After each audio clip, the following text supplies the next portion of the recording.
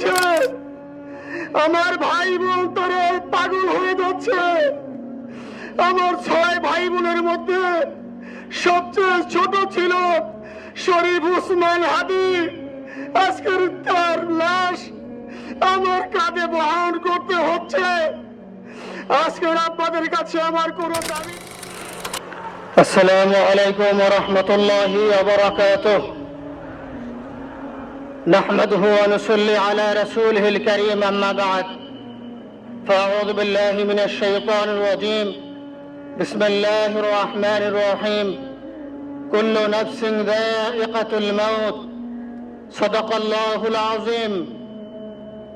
সম্মানিত হাজিরিন, আজকের এই লক্ষ লক্ষ তৌহিদি জনতা আপনারা হাজির হয়েছেন আমার কলিজার টুকরো ছোট ভাই শহীদ শরীফ ওসমান হাদির জানাজার নামাজে অংশগ্রহণ করার জন্য। সম্মানিত হাজিরিন, আপনারা জানেন শহীদ ওসমান হাদি তিনি স্বাধীনতার সার্বভৌমত্ব রক্ষার জন্য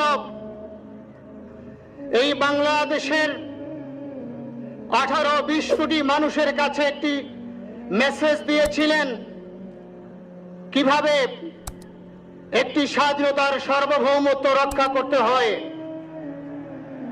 আজকের বড় পরিতাপের বিষয়, আমার বলার মতো কোনো অবস্থা নেই। আপনারা জানেন যে শরীফ ওসমান হাদির একটি বাচ্চা মাত্র 8 মাস বয়স। ওর বাচ্চা যখন জন্ম হয়েছে আমাকে বলেছেন, ভাই আমার বাচ্চার জন্য একটি নাম নির্বাচন করেন, যেই নামের মধ্যে বিপ্লবী চেতনা থাকবে। আমার সন্তানের জন্য একটি নাম নির্বাচন করেন, যেই নামটা সাহসিকতার পরিচয় বহন করবে। আমি অনেক যাচাই বাছাই করে ওর সন্তানের নাম দিয়েছিলাম ফিরিনাস, বিপ্লবী এবং সাহসী। সম্মানিত ভাইয়েরা, আজকের ওর সন্তানের চেহারার দিকে তাকানো যায় না। আজকের আমার মা প্রায় পাগল হয়ে যাচ্ছে, জ্ঞান হারিয়ে ফেলছে। আমার ভাই বোন তারা পাগল হয়ে যাচ্ছে। আমার 6 ভাই বোনের মধ্যে সবচেয়ে ছোট ছিল শরীফ ওসমান হাদি।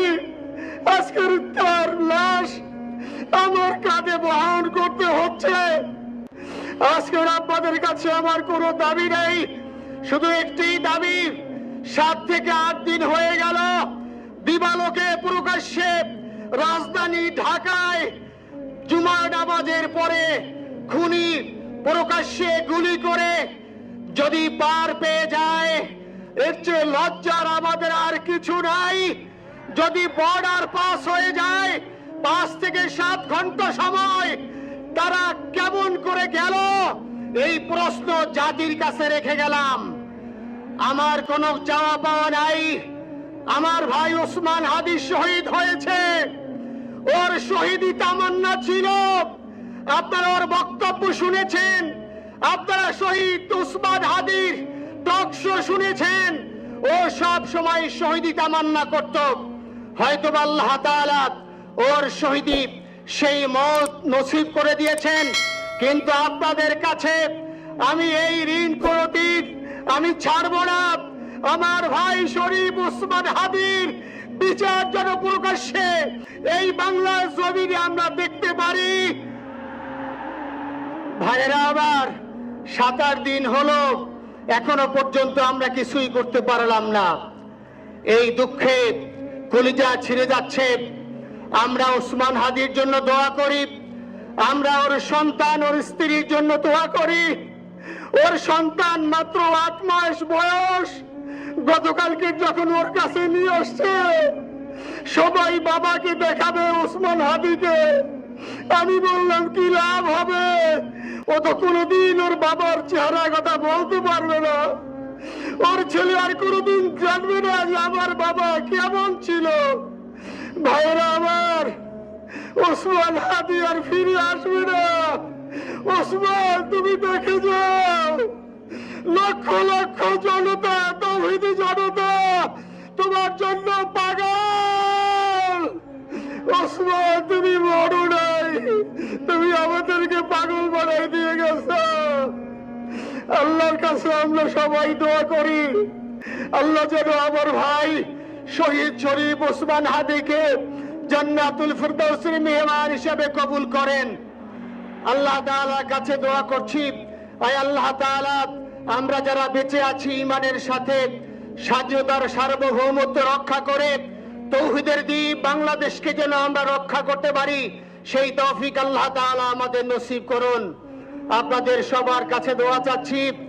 আমার মেজো ভাই ওমর ফারুক সাথে ছিল, ওর জন্য আপনারা দোয়া করবেন। আমার ছোট বোন মাসুমা অ্যাবনরমাল হয়ে গেছে, তাকে চিকিৎসা করাচ্ছি, ডাক্তাররা বলছে অনেক বেশি সমস্যা। আমাদের পরিবারের জন্য একটু দোয়া করবেন। আমাদের আর কোনো চাওয়া পাওয়া নাই। শরীফ ওসমান হাদি, তুমি বেঁচে থাকো, আমরা ওর জন্য দোয়া করি। আল্লাহ তাআলা শরীফ ওসমান হাদিকে জান্নাতের সর্বোচ্চ মাকাম নসিব করুন। আমিন।